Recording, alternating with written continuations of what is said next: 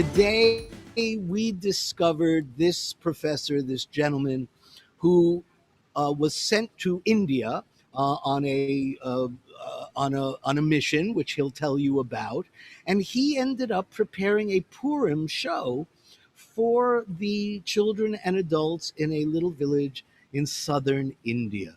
So I'm going to see if I can make this work. You should be able to see a video. And as soon as we're done with the video, hopefully it will work because we've been having some trouble with the PowerPoint. And hopefully after that, you will see Professor Robert. And I see we're still having trouble with the video. So, Robert, why don't you join us in the meantime? Oh, here it comes. Here it comes. Let's see if it'll work now. Okay. Okay. We're having a little bit of technical difficulty, but in the meantime, please, Robert, why don't you join us and right. tell us. There you are, Professor Robert Skloot. Bob, I'll call you Bob. Welcome. First of all, where are you coming in from? Well, I'm sitting where I often sit in the basement of my house in Madison, Wisconsin. Ah, and I how can warm report, is it in yeah, Madison, I can Wisconsin? report that the temperature's in the mid 30s now, though last week we had negative 13 in the morning. Oi, oi. Things are going in the right direction. Well, you know what? Hopefully, some of our warmth will come out to you through the computer. So, Bob, tell us a little bit. First of all, where are you from? How did you come to this particular program, and what was the program that took you to India? Uh, in the fall of 2009, I decided in my first year of retirement from the university to send in an application to the American Jewish World Service, the AJWS, which does wonderful things all across the world, and still does, and in the United States too, in others of its programs. I was looking, as I've been looking since all my retirement, to do what people are now calling give back. And so it was time for me to pursue a bunch of opportunities which I hadn't before. I made an application to the AJWS to join a group of volunteers like myself and to sign on to take a trip to India and to work with NGOs in India with some project in order to help the Indian population, that is the people who live there, with some kind of project that would have a very important social, political, and economic purpose. I wound up directing a play, writing and directing a play, and I'll tell our listeners, our viewers, more about that as we get involved. So the other backstory, or more of it, is that I was born in Brooklyn, New York. My grandparents spoke Yiddish. My parents, a little bit. I don't speak any at all. I can do Spanish. I can do some German. I can do a little Hebrew, but I don't get the Yiddish. So that's why I'm joining up today to get my dose right now. I went to school in the East mostly and finished up at the University of Minnesota, where I met and married my wife. And we've been together 52 years. And I lived in this great, great city here. A little cold, I must say, but when it gets down to up to 120 in Miami, then we don't feel so bad. More than that, you need to know something else. You need a passport, Avi. You need. Oh, I think that's very interesting. I would like to know a little bit more about the AJWS program and how and why this go to India. This was a program which I lament in saying was discontinued a couple of years after I was part of it. And AJWS stands for American Jewish World Service. Right. Their programs are described thus. Here's a little blurb. They support international development motivated by Judaism's imperative to pursue justice. It's dedicated to alleviating poverty, hunger, and disease among the people of the developing world, regardless of race, religion, or nationality. And then there's more and more, but that's the boilerplate that comes, what was then their brochures. Um, India was the place that they were taking their next trip to. So that's Uh-huh. why my option was India, or I don't know, go back to Brooklyn.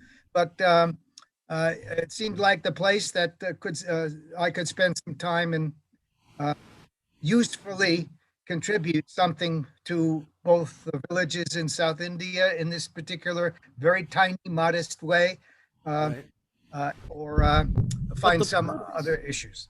Bob, tell me a little bit more about the purpose of the trip. Why would the American Jewish World Service send anyone to a little village, and you'll tell us the name because I can't pronounce it, to a little village in South India that I'm assuming has no Jewish people in it? What Oh was no. right? So, what exactly? I mean, had they ever met a Jew? Did they even know what Jews were? And why would the AJWS send you there? And maybe that's exactly the reason. Yes, and maybe.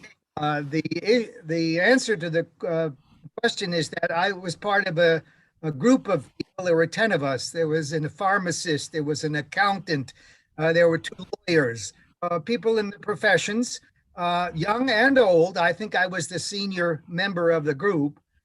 And um, we all got together to be a week's training in a city in the north called Lucknow, a big city, and then we dispersed. So that some of our group went to the very large cities of India. One was in Chennai, one I think stayed in Mumbai, but there were others who were dispersed to smaller places. And in particular, the place that I went to had in it an NGO called the Sanghamitra Service Society, about which I'll talk some more. Um, and they had accepted in the past a number of AJWS volunteers to help them and do what they wanted to supplement their contribution and work would be. And so I joined the team. Then we dispersed, and I went to the south. Others went all over the country of India to spend 3 months to kind of, as I say, live a life unknown to us and me, or be connected for some amount of time, and to show in some ways what Jews do when they give back in the way that they know how to give back. But at the same I see. time, fully understanding that we're not there as the white people to help the other people.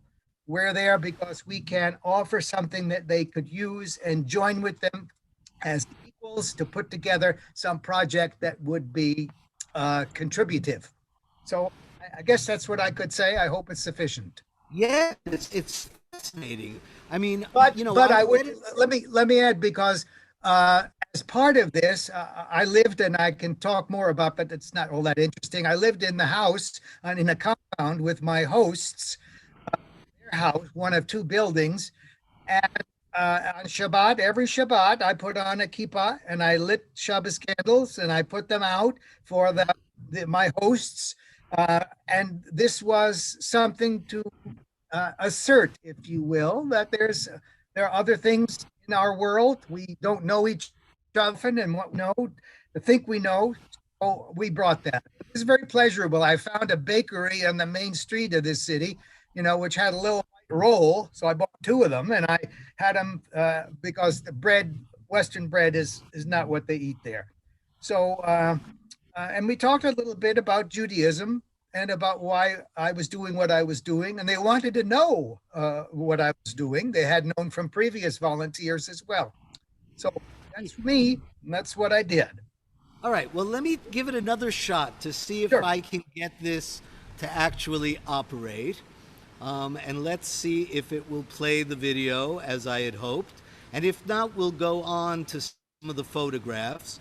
There's a little circle going around, so apparently we have a little bit of a problem.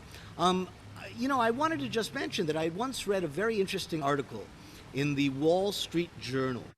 మహారాణి మమత మాకు మీ సహాయం కావాలి. మీకు మీరే సహాయం చేసుకోవటానికి సిద్ధపడితే నేను మీకు సహాయం చేయగలను.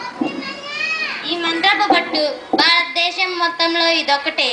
దీన్ని మీరు ధరిస్తే మీరేం చేయాలో మీకు తెలుస్తుంది అని మహారాణి ఆ స్త్రీ నుదుటి మీద బొట్టు పెట్టింది. ఇప్పుడు మీరు వెళ్ళి మీ శక్తిని గుర్తించండి. చిత్తం మహారాణి.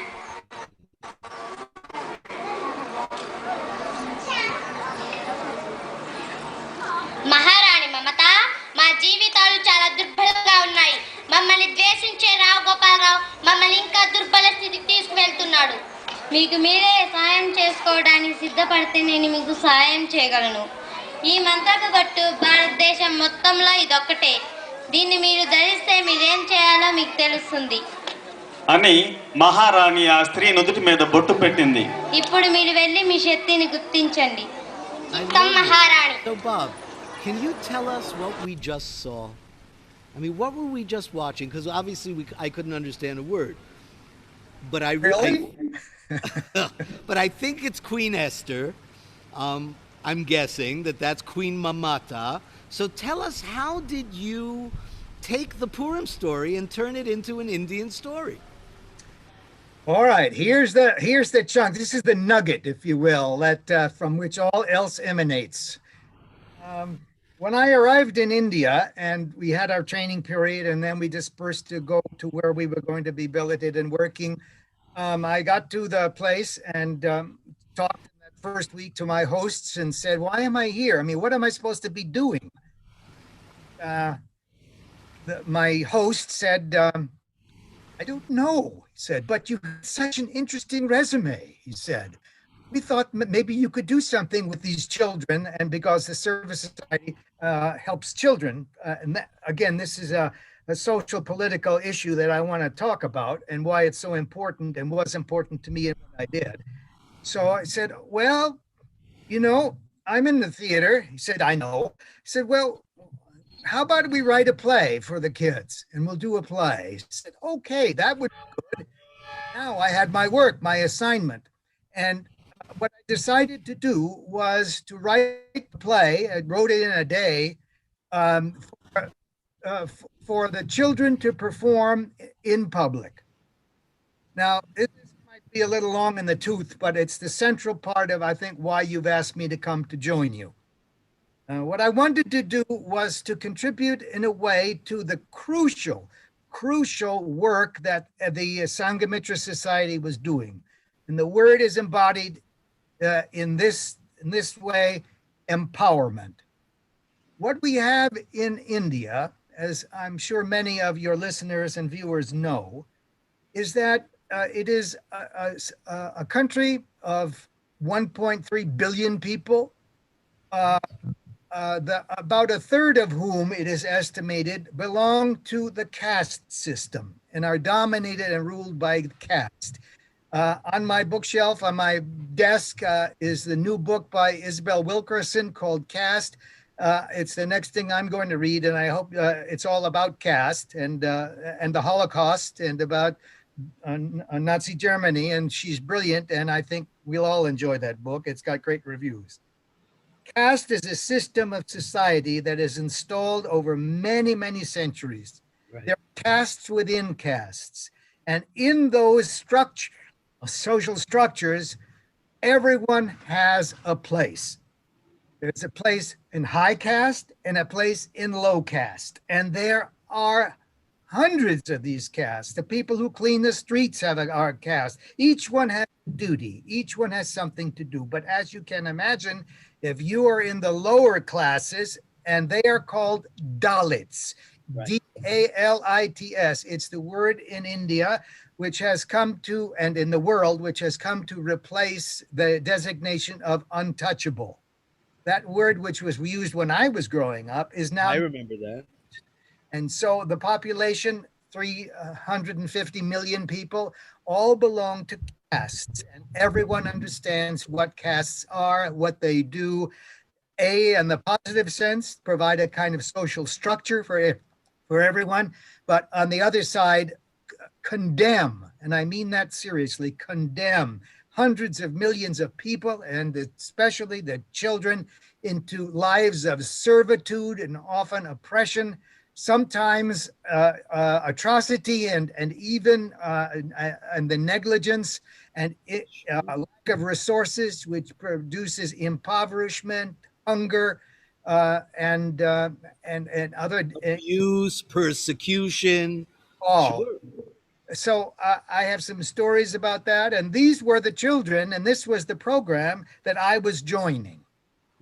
I was then employed, or going to be employed if I could use the word. I was volunteering to work with Dalit children in order to give them a sense of empowerment, a sense that their lives have value and that they have some control over them. Although in their regular lives, such as they were, filled with hunger and filled with degradation, nonetheless, this NGO was dedicated to creating a world in which they had some influence and some place that was more than just cleaning streets or toilets or however many other professions, if you can call them that they had to do. So to kind of close up on this and answer your question more completely, Avi, yes, let's write a play. And so I wrote a play, and I wrote it in English, and I would give it to my other host. They were husband and wife. I gave it to her. They were both fluent in English, thankfully, because I don't have many words of Telugu, which of the state of Andhra Pradesh in which I was working and living.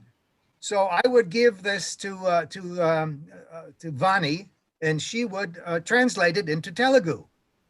And I'd keep giving her pieces of paper, and she would type them up in Telugu and also in English. And then after about 2-3 days, it kind of fell into place. But there had to be something, I thought, that could capture this and this idea of empowerment, of giving images, in this case, theatrical images, to the kids that we were working with, and ultimately to the audience that saw the show, that they would see themselves not as impoverished, not as underclassed, and not as lacking respect or dignity, but in fact, human beings fuller and more satisfied with what they could have and do in the world and in their lives. So, where does Bob Skloot turn for this? He says to himself, Purim. What about Queen Esther? It's a natural, right? We'll get the queen and she'll liberate her people. That's what we know. That's what you outside there know. And so I began a writing of a play, which had 3 major components. Avi, am I doing all right? You got to tell me if I'm doing okay, because if not, I'll go somewhere else. No, you're doing great. Doing great? Okay. Yeah. So there's going to be in this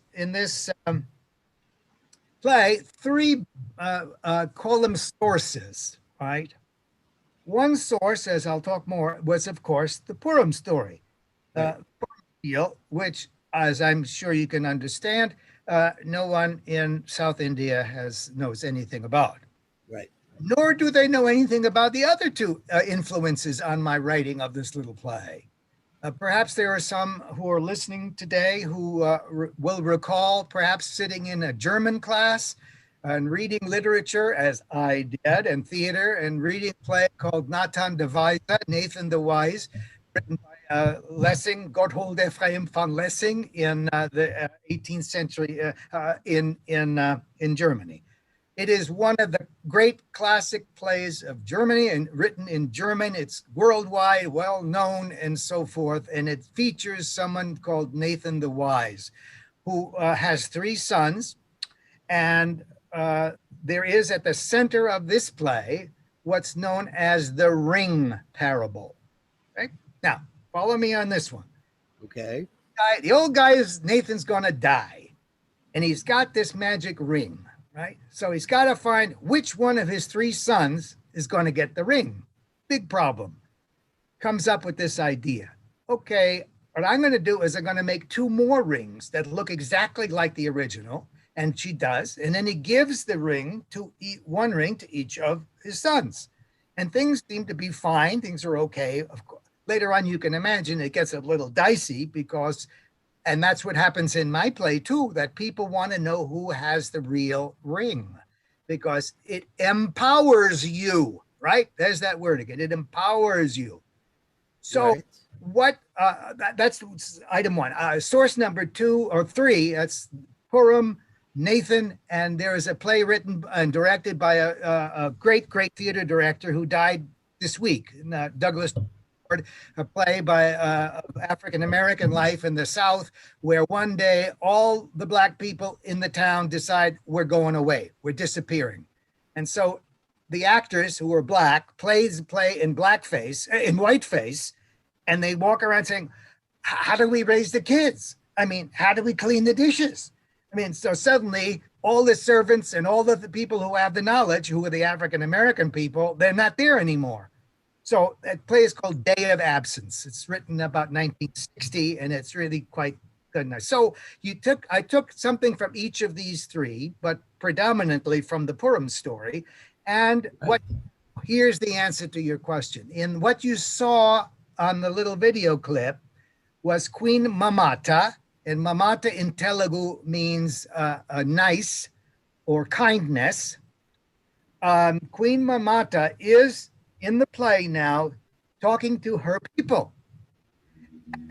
She says, and I can quote from it if I could find the actual script.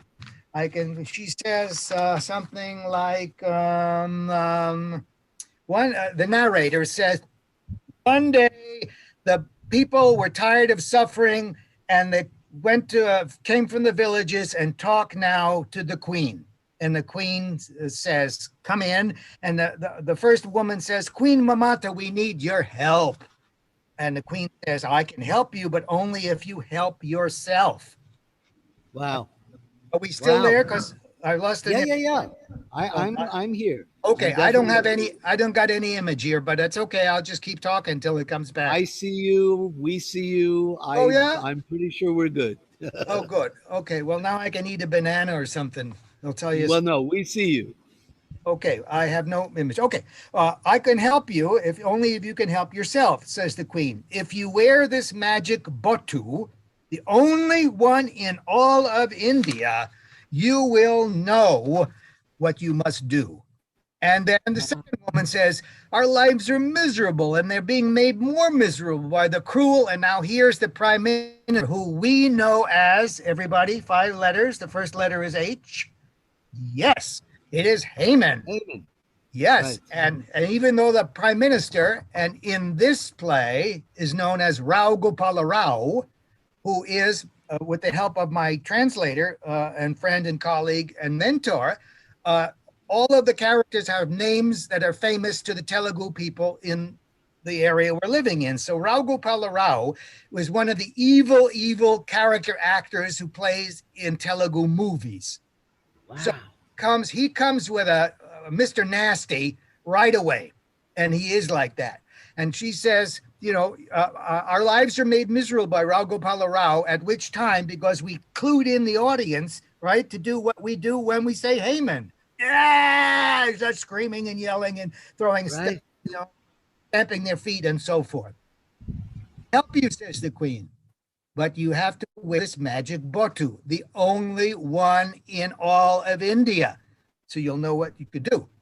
Well, this goes on. Another woman comes in. How can we improve our lives? The queen says, you can, but only if you've got this magic botu. I should tell you, and should have told you, that the magic botu is the dot that's put on the cosmetic dot that's put on the of Indian I was women. actually going to ask you about, because I saw them put all the dots on. That's it, and that's what she's doing when that you was see their it. magic book.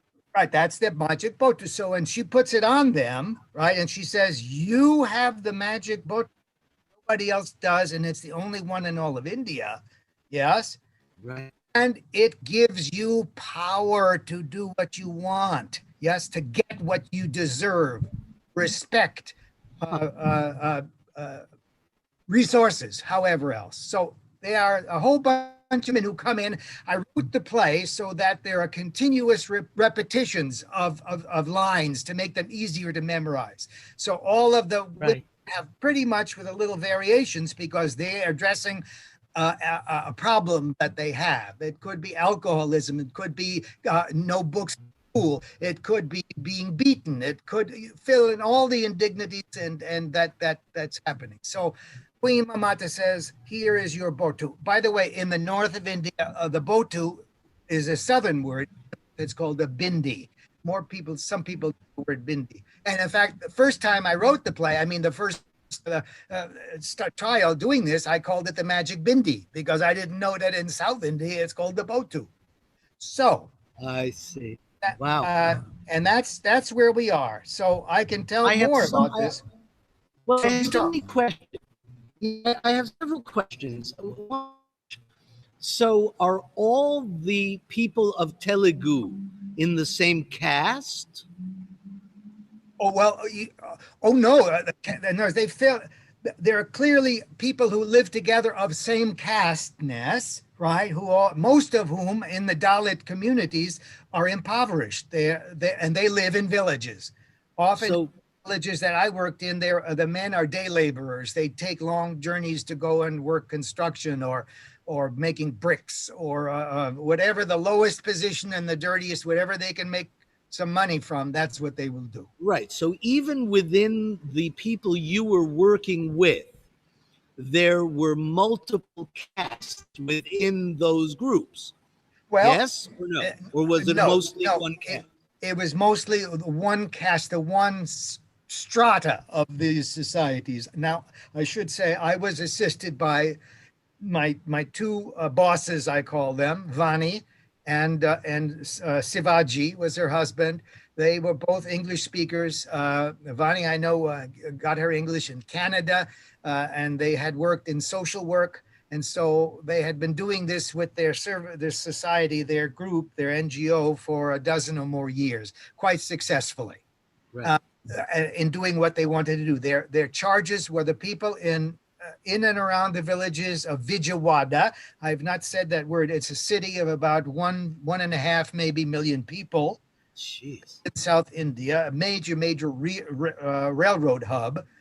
And in Vijayawada, all these, of course, people of all kinds. Although I must say, in the 12 or 11 weeks I was there, I only saw once one what I call a gringo. That's what I call when I go to South America. I was the only white person there, so clearly I stood out because it's not on the tourist trade of the Indian world. So. But my question is related to the idea that if most of them were a lower caste, so your writing of the play, of the Book of Esther and the other stories, was basically turning the Jewish character of the Queen Esther story and the Purim holiday into the saving of their caste. Exactly. In essence. Exactly. Wow. Exactly. That's amazing. What So was the age demographic? What were the age differences of the people you were working with? The youngest was about 8. The oldest about 15 or 16, boys and girls. And wow. And as I say, impoverished. One of the reasons they were in this program, but there are several, but was that they got an after-school lunch, a nicely prepared lunch that they had enough nourishment. So it became as something that they could do. Wow. Have as while they learn schoolwork, because the schools that they go to, the Dalits, are often terribly funded. The teachers mistreat them. If there are others who are of higher caste in the school, they often aren't even allowed in the schoolroom. When they go to see merchants, the Dalits, often they can't get what they purchased from the store. The store people will send someone outside so that they don't come into the store itself with whatever was purchased. this whole sense of social degradation is absolutely permanentized inside the lives that they live. Wow. When How they had long? How? No, I'm sorry. Go ahead. Finish your no, thought. so for the young people who have seen movies but never appeared in a play, this was a total adventure. Of course, it made it a little bit more complicated for me to do, not just because I don't have the language to say. So I had my other colleague, a Christian Indian, the name of Joseph Raju, and he fluent in English, translated everything that I said all the time, every time well. So Right. I worked with the kids, or I worked with their teachers. I can tell you a long story about that too, a moving story too about. Well, I've put on this other video. We're just waiting for it to come in. Okay. And hopefully it will kick in soon. And as soon as it does, we'll watch it together. Okay. But how long was this process? How long were you with these people? And I'm assuming you bonded with so many of them. And have Well, you maintained those relationships? I with my mentors for maybe 3 or 4 years. They had two daughters, and one of them lived in New Jersey, and one of them lived in Des Moines. So, so we kept in touch for 3, 4, 5 years. We'd write emails. Interesting coincidence, time-wise, in this presentation today is that I did this work in January, February, March of 2010. So it's exactly 11 years ago that I was working in India. And I'm going to send Vani an email when I get out of here, but I can't get out of here because we're in isolation. But when I get out of here, and say how how good I had a memory of working together in India, because a group of Jewish people, Right. mostly Jewish people in Florida. So the total amount of time that you worked with this particular group in this particular village was about how long? My work hourly would be perhaps 15 hours a week. And for how many weeks? For 10 weeks. Wow. And so you were there nearly 3 months working with them on this project. Oh, yeah. And, and we began with the very basics of doing kind of little exercises, that kids, when they take children's theater classes through universities or colleges, they begin to learn about the bodies and voices and what to do. I mean, the thousands of things that everybody thinks they can do, because when they leave high school, they are ready to play the great Hamlet that never was done as they can do.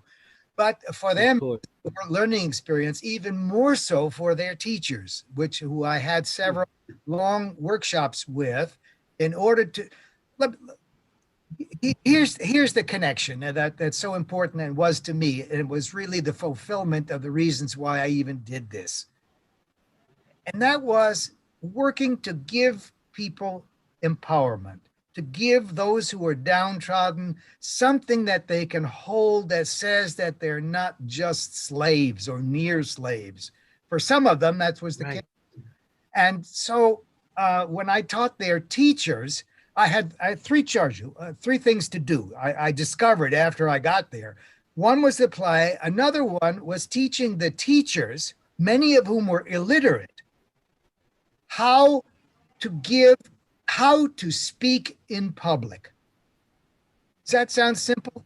I don't think anybody who's listening doesn't know how to speak in public. There may be people who have some stage fright. I have stage fright. A lot of people are very shy. Yes, but a lot of people are very shy.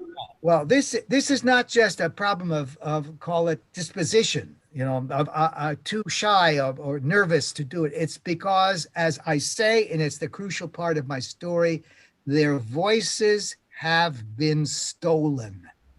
They have been taken from these people so that they cannot talk. They have been denuded, if you will, of the power in order to make themselves heard. That's what I did.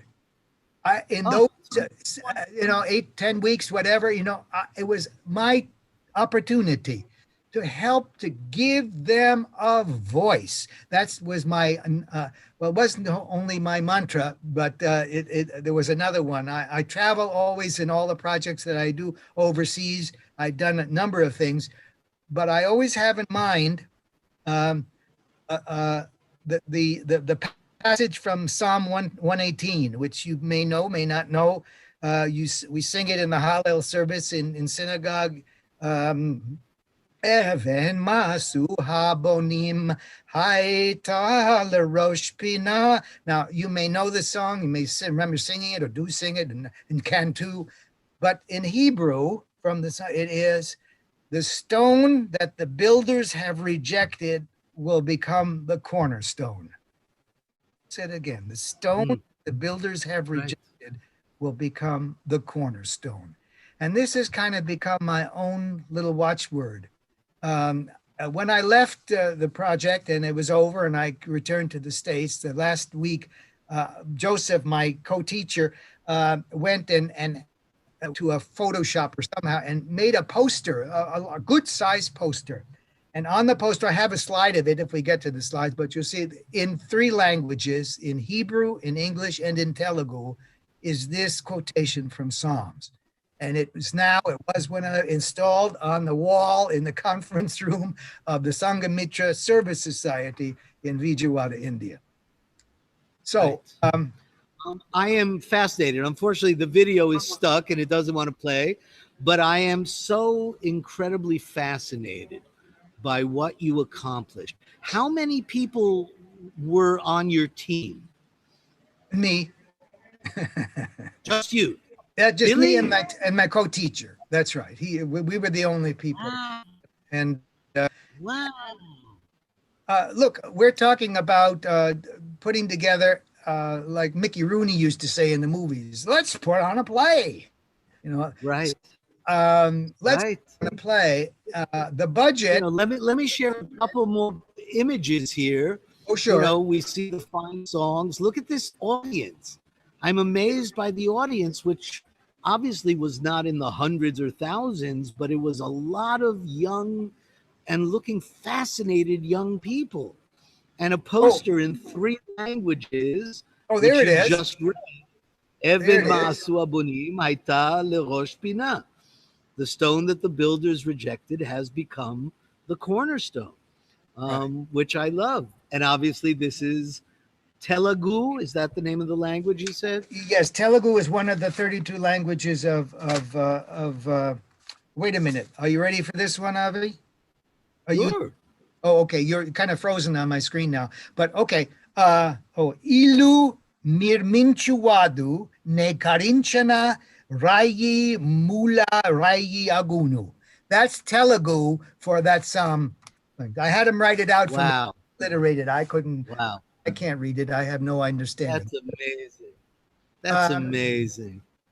Anyway, that audience. So I see your host and some of your colleagues. Oh, these are my 2 hosts.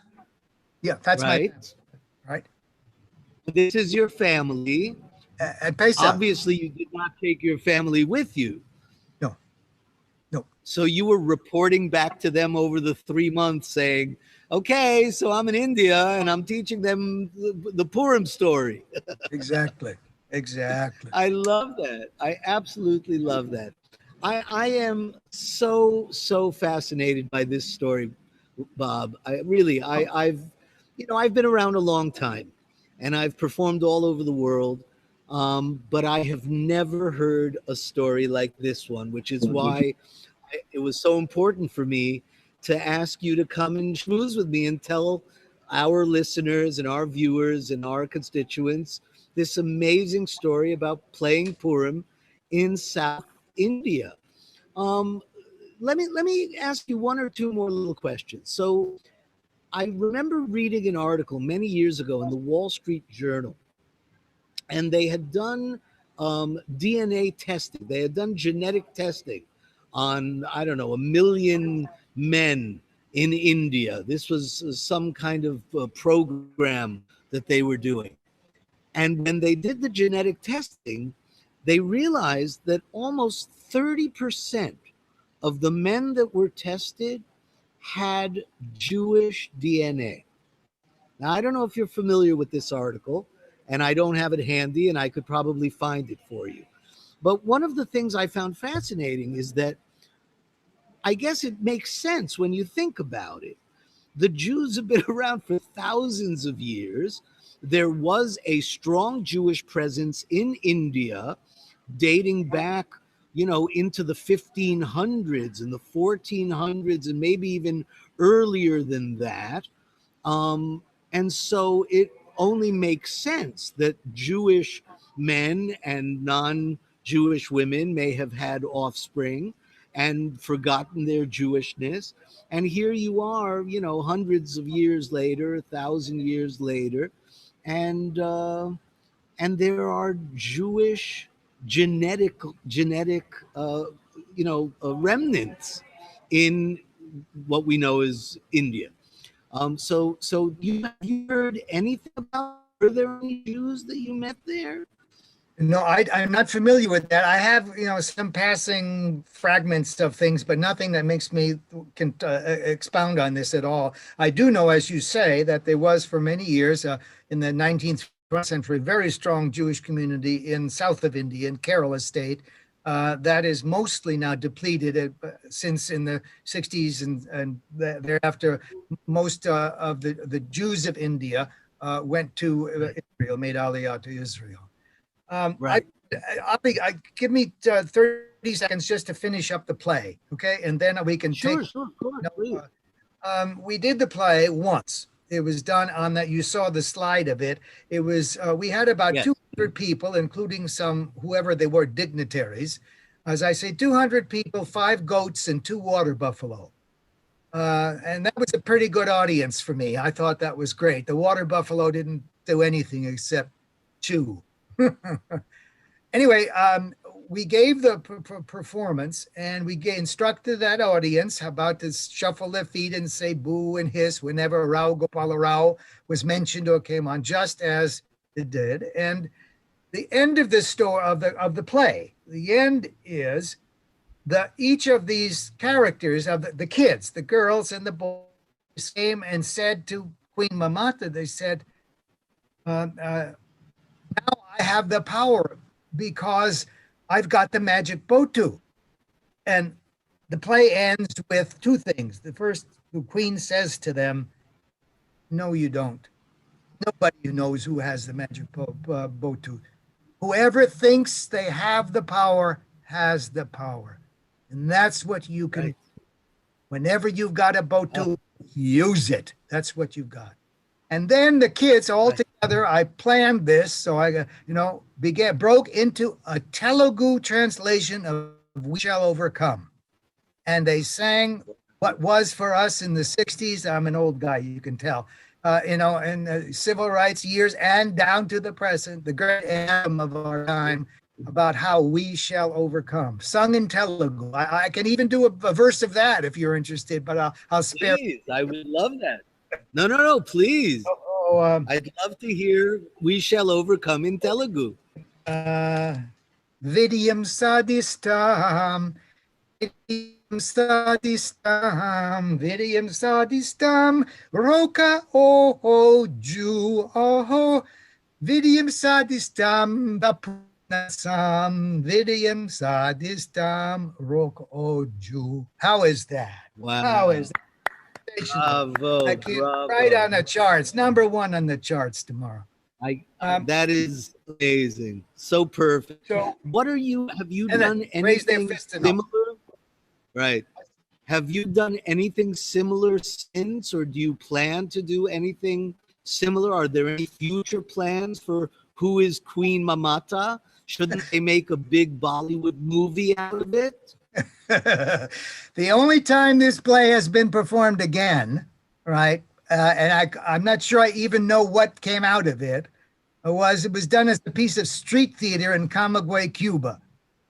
Now, I've been in Cuba. I've been to Cuba many times, and we have friends in Camagüey, and they have a theater, theater guy who does theater there, and he took it. And they have a yearly festival, and so he did the magic botu.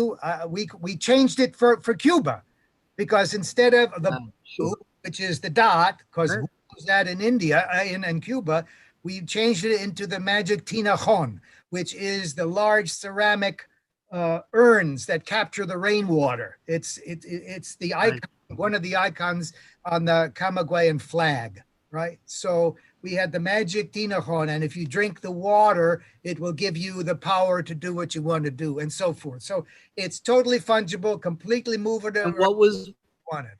the queen's name? Mamata in Cuba. I don't remember, but I'll find. I don't remember. I am Good. so fascinated, and we've come to the end of our interview. But thank you so much, Bob. Ladies and gentlemen, Professor Bob Skloot, with this amazing story of who is Queen Mamata playing Purim in South India. I am so amazed. And Bob, please, let's stay in touch, because I'm telling you, Who is Queen Mamata should be a major Bollywood film. And Okay. if we can help you make it happen, that would be great. Thank you Okay, let me so just much say for joining us. Let me say thanks to you, Abby. Thanks to Joan. Thanks to Eloisa. Thanks to Amy, all the people who helped me set this up. Thanks a lot. Yep. Thank you. Take care. We'll see you too. soon. Bye-bye.